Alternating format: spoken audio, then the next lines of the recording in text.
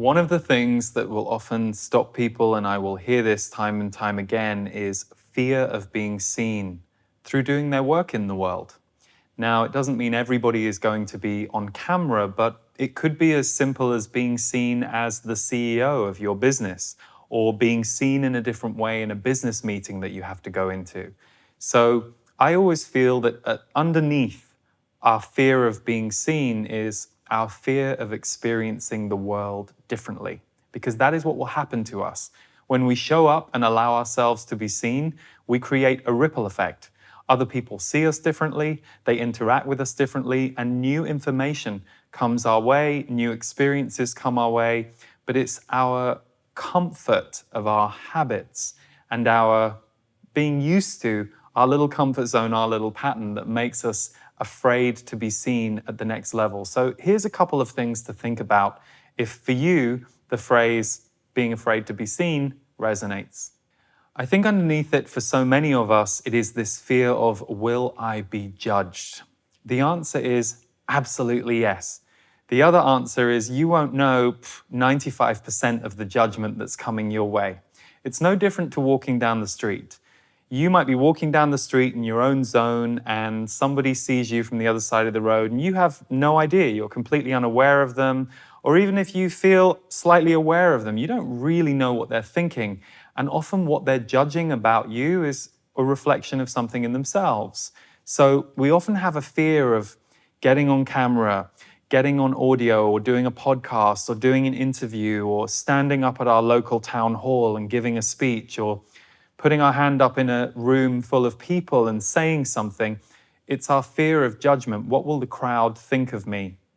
The only difference between not standing up and standing up is we live in a judgmental society, and the difference when you stand up to be seen is you get used to feeling that slightly more exposed moment. Often I think what happens for people is they're worried that if they go public with their work, and I hear this a lot and I totally get it, it was my truth too, that they're suddenly living this very exposed life. But the truth is, we are all seen and then unseen depending on the moment or the day. So you could be living a very public life. You could be somebody who hundreds of thousands or millions of people know, but your actual experience of your life might be very quiet. You might be just in your house, pottering about, doing small things. So we have this dysmorphic idea of what putting ourselves out into the world really means and what it will do for our life. And I think that comes from my next point. Our fear of being seen is often a subconscious fear of mass fame. Now, I'm 43 right now, so I grew up in the era where mass fame happened for certain people, very big celebrities, very big stars. If you're younger than me, you will have grown up in the internet era where a lot of us are much more seen and heard than we ever were before. So it might feel much more normal for you to be on Instagram or out there in the world. But for many of us, there can be this underlying fear of mass fame. We tend to get it a little wrong in our head. We're worried to start a YouTube channel because we think all of a sudden we're going to be Brad Pitt in a week. And it's not going to go that way for most people. Very few people have that level of mass fame in the world where an enormous number of people know them. But again, you will have a localized version of being known, being seen, whether it's in the building that you work in, that you are now running the company of, or whether it's you putting yourself out there online through social media. And equally, you might not be a public face, but you being seen might be developing the confidence to be the leader in your team, and that is a growth edge for you. So the same rules apply. You will be seen a certain way when you stand up to be seen, and the way you are seen is going to depend completely on how everybody else is constructed, and it's kind of none of your business. But you would deny yourself the experience of what being seen will give you if you aren't willing to follow that call, to stand up, to say what you need to say, to do what you need to do. It's the experience that your soul is craving, even as your ego is fearing what it doesn't know about that experience or what it thinks it won't be able to handle. This brings me to my next point, which is learning to be seen is a great gift because it gives us the growth of learning to be free of our fear of the judgments of others. Doesn't mean you're going to love being judged necessarily, but it does mean you'll have gone from that very early developmental stage of, I don't want to be judged, to, oh, that's what judgment feels like. Oh, that's what a negative comment about my behavior or my video on YouTube or somebody who didn't like the way that I just led that meeting. It will come to you, you will process it, you will learn from it, it will teach you something, but ultimately, you will learn to no longer be stopped by your fear of the judgment of others, which is very important because judgment is always coming from a wounded place. So if you're letting the wounds of the rest of the world stop you learn how to grow, shine your light, speak your truth, you're denying yourself an experience as much as you are denying everyone else the experience they will have through you standing up and being willing to be seen. I'm super grateful to the people in my life who went through whatever they had to go through to be willing to be seen, who have helped me, whether they were showing up in my local community or whether they're people I've seen out there through video, audio, books, other forms.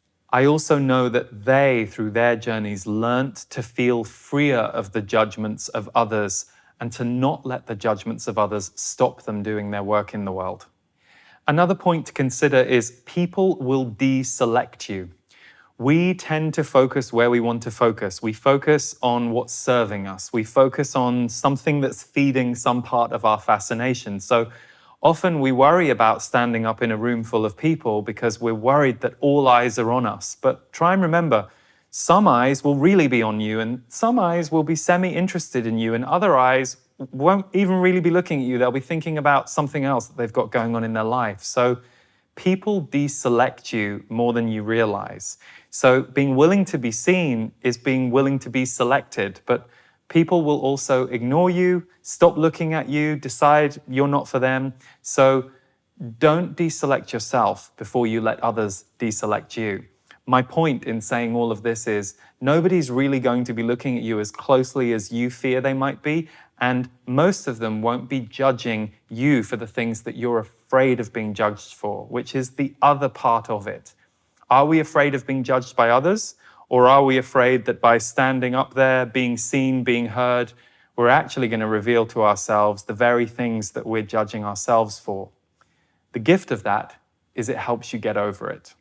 Last but not least, when I was many years ago, earlier on in this work, I was channeling for myself, and my guides told me that in years to come, my work would grow and my work would be known by more people. And that scared me at the time. And they said to me something that is very true. And now I'm in this experience, I can see the truth of it.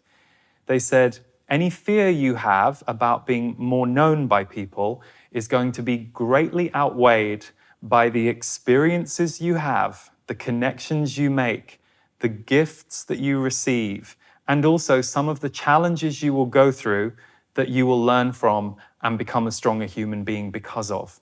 I can honestly say that about 6 years, 7 years after receiving that message and experiencing that, it is true.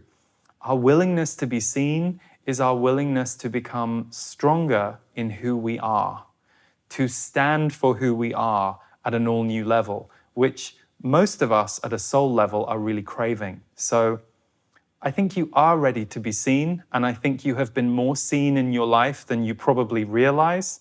The difference is, are you willing to be seen in the moments, areas, or on the days where you're afraid to be seen? Those are the really powerful moments to step through. When your fear comes up, if you're able to take a step, it creates a huge shift in your life, in your experience, and you never know how you might be benefiting others. Good luck with your journey of being seen. Hi everyone, I'm Lee, and I have been doing my work in the spiritual field for 18 years now, which blows my mind when I stop and think about it.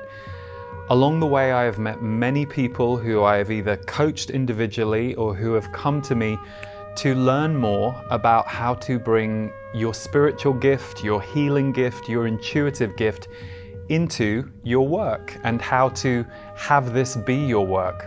I created a course a few years ago called Own Your Value, because this was one of the sticking points I noticed for anybody who wants to have a successful business life around healing. And business tends to be this dirty word, and money can have connotations for people. But if we can clean up our relationship to those aspects, we can not only have a career that fulfills us, but a career that does the good in the world that you would like to see it do.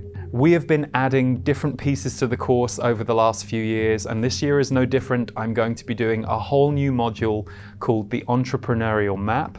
So it's a journey well worth taking, and I hope you'll consider having me as your guide through the process, and I and my team look forward to welcoming you to own your value.